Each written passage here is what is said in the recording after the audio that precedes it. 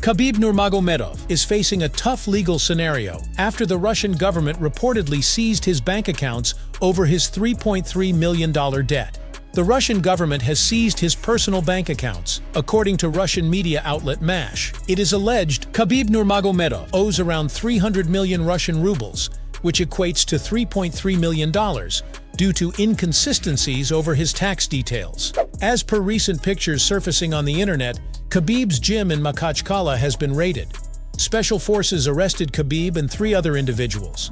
So he'd want to pay his fucking money that he owes, instead of siphoning it out through to other countries. So I'm ecstatic and delighted that's coming on top of him, and we all will welcome him back into the fight game. Where he's ran from, it's a rat trap. The rat trap has been set. So we're excited about that and see where it goes. We notice him. We noticed a little rat scurrying on back.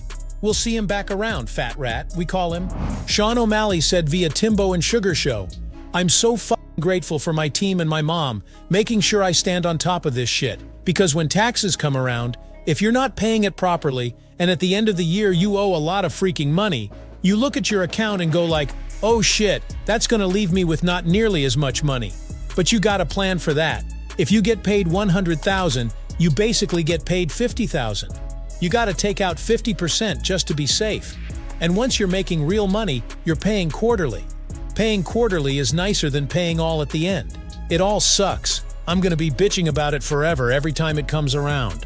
Joe Rogan said via his podcast, "When it comes to paying taxes, if I believe the government is competent with your money, I'm not against it. If we pay taxes but we have less crime and the world is a safer place, that would be great, but it doesn't seem like they know how to do that. It seems like when you give money to the government, they create a lot of government jobs, and those government jobs make people a lot of money." Amid these legal troubles, prior to his arrest, rumors have surfaced that Khabib has renounced his Russian citizenship to become a citizen of the United Arab Emirates, UAE. While unconfirmed by Khabib or his team, this move could have been a strategic response to his tax woes, as UAE residents do not pay personal income tax. The UAE rarely grants citizenship, even to long-term residents. However, the country welcomes individuals with exceptional talents in sports, a category Nurmagomedov undoubtedly fits into. His influence in the UAE is evident through a Khabib-inspired gym in Abu Dhabi. The Russian version of the IRS, the Federal Tax Service, started looking into the details of the businesses of Khabib even before he left MMA in 2023 and started his other endeavors.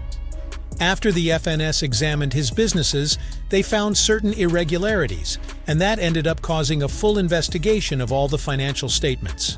In other news, with Tom Aspinall desperate to secure his shot against Jon Jones, Daniel Cormier has insisted there's one thing Tom can do to leave the UFC with no choice but to make the fight. Since picking up the interim championship, Aspinall has done his utmost to goad Jones into a major unification collision. Alas, the American has shown little interest in making the potential contest a reality. Daniel Cormier insists there's a way Tom Aspinall can force the UFC to make the Jon Jones fight.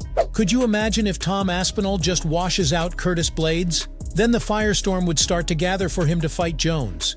For there to truly be an uprising, it would have to be Aspinall destroying Blaydes.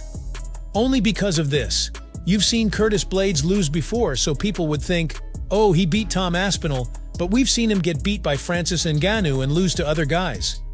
But if Aspinall goes through Blaydes, in the way that he did Sergey Pavlovich, and he's only lost because of that injury default, people would lose their minds. It would almost insist that he and Jones fight. If Tom Aspinall can get through this fight, and he's clean and looks dominant, there may be such a fan uprising that the UFC may be forced to make Jones versus Aspinall. Aspinall will defend the interim heavyweight title against Curtis Blaydes, to whom Tom suffered his one and only UFC loss. The defeat came under unfortunate circumstances in 2022, with Aspinall sustaining a knee injury after 15 seconds. In the main event, Leon Edwards will defend his title against Belal Muhammad. UFC 304 will take place in Manchester in July.